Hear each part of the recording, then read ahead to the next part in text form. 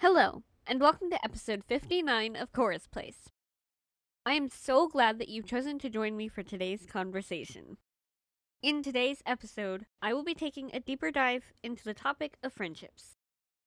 As always, if you like what you hear, please leave a review and/or comments, follow my podcast, and tell your friends.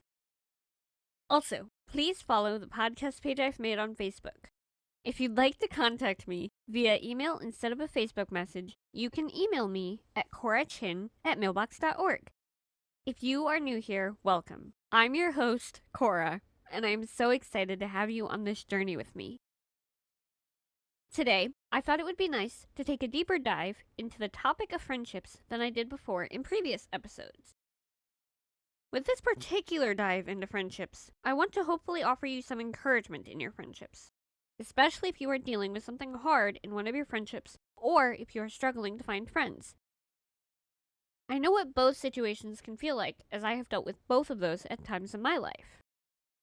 They can be very hard to go through, and I also want to acknowledge that pain too. Let's get into it. In my mind, genuine friendships that we have with people are such a blessing. Not all friendships are necessarily genuine, though. There are some that may feel like they are, but in reality, maybe they aren't. That is hard, but it does unfortunately happen. It's just a part of life. I have had at least one friendship in my life, from the time that I'm recording this episode, that felt real, but in reality, it may not have actually been a genuine friendship. It's a friendship I have mentioned before in previous episodes. This person and I are not friends anymore at this point, but I don't know what God has in store for me. Maybe we will become friends again sometime in the future. Maybe God is protecting me from a bad situation. It's hard to say right now what will happen. In my opinion, I don't think that she and I will become friends again at this point unless God allows it. I got a little distracted for a second, so let's get back into our topic for today. Dealing with losing a friendship, or even just having a struggle in a friendship, is a very hard thing and not fun to have happen. As I record this, I have experienced losing a friendship, meaning with somebody who is still living, 3 or 4 times in my life so far. I have talked a little about one of them on the podcast in the past. I have made at least 6 or 7 episodes on friendships so far as of when I record this. It seems to me like I talk about friendships a lot.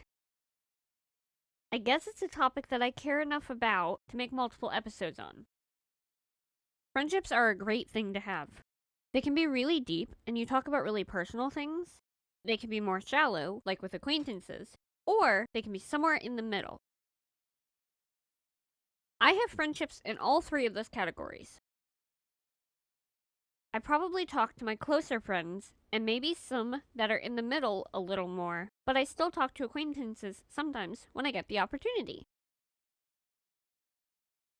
Community is a very important thing to have. Everyone needs to have at least a few friends they can trust in hard times and that they know will be there for them when they struggle. If you don't have community, life can feel very isolating, lonely, and hard. I don't like feeling isolated from people, especially loved ones or close friends. I am definitely one of those kinds of people who thrive on being with people. I understand that having to just do video calls or phone calls is necessary sometimes, either because of distance or time difference, but when you can be with people in person, it is so wonderful, and I find it to be very helpful for me. However, there are times though where even I feel a little bit overwhelmed or overstimulated in big groups. It depends on the circumstance. I feel like it tends to happen for me more when it's a really big group and it's really, really loud. When it's a little bit of a smaller group and it's a bit quieter, that makes it more manageable for me. I am not at all saying I don't like the bigger and louder groups though. Sometimes I do, and sometimes I don't. It kind of varies based off of my mood. And it also depends on how well I know the people in the group, or if I know anyone at all. Having people I know in the group is very helpful for me. Would you say that you are more of a large group person or more of a small group person? I generally like either, but I feel like I usually lean more towards smaller groups of people. I am not against big groups though. I just find it easier to be a little more open and honest about things when the group is smaller. I think a lot of people would feel that same way. I mean, I could be completely wrong on that. It's only a guess. I'm not saying that a lot of people necessarily do feel that way. I just know that for myself, I generally tend to be more extroverted, and I love being around people, which is probably why I like being with bigger groups of people. This might sound a little odd, but even though I am definitely more of an extrovert and a people person, I also get overstimulated at times. I just want you to know that if you ever do as well, please know that you are definitely not the only one who feels this way. Community is an important part of life, especially for those of us who are Christians. Being a part of a Christian community is so important for our faith, and it is so good to have other Christians that can be there to support us when we're struggling. I have come to realize in my own life how important having a Christian community is for me, and I highly recommend being a part of one if you can. It is so helpful to have people you can go to when you are struggling, even with spiritual things. It's not always easy to open up, but I think that it is always worth trying. You never know. The person you reach out to may have had a similar situation to yours before and could help walk with you through that journey. Maybe you received an unexpected diagnosis. Maybe you lost your job, or maybe a loved one passed away. Just because you are facing that hard situation does not mean that you are the only one that has. Being able to open up to other Christians is also helpful because you can grow in your faith together and help each other through your trials. Please don't try to go through life alone. You need community and they need you. We were not created to do things alone. We can build strong Christian communities with others, and it can be such a blessing to do that. It also just might inspire others to follow that same example as well. Wouldn't that be amazing? I know it's hard though, so do not get discouraged or let it stop you from persevering and trying to build a community around you. It is so much better to build a community of people in your life and to have people supporting you than it is to be alone. I understand that situations in life can prevent us from being with people sometimes, but I would encourage you to try whatever you can to find Christian community near you, even if it is something virtual. I know that virtual meetings are not the same, but I think that it would be better than nothing, especially if you can't get out of your house for some reason. Getting out of the house and seeing people is such a good thing for mental health. I can definitely relate to that. When I'm stuck inside for a long period of time and not seeing friends, I have noticed that I tend to struggle significantly more. When I get to see friends more, I don't struggle as much. Face-to-face interactions in real time is something that I value and care about very much in my life. If I am able and have a choice, I think I would always pick face-to-face over virtual interactions. I love being around people in person. It is definitely so much better than virtual for sure.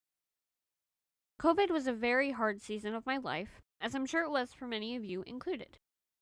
It was so hard because we couldn't get out and see people as much. When we could go out and see people, or just go out and do things, we would have to wear masks and social distance. I really did not like doing that at all.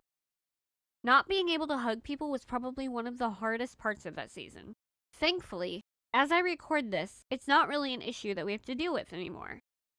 It wasn't necessarily a fun season, but I am so glad that it's over. I mean, some fun things came out of that season, but there was also a lot of hard that came with it too. Did you have a particular activity that kept you busy during that time? For me, I worked on podcast scripts and went on walks for my activities.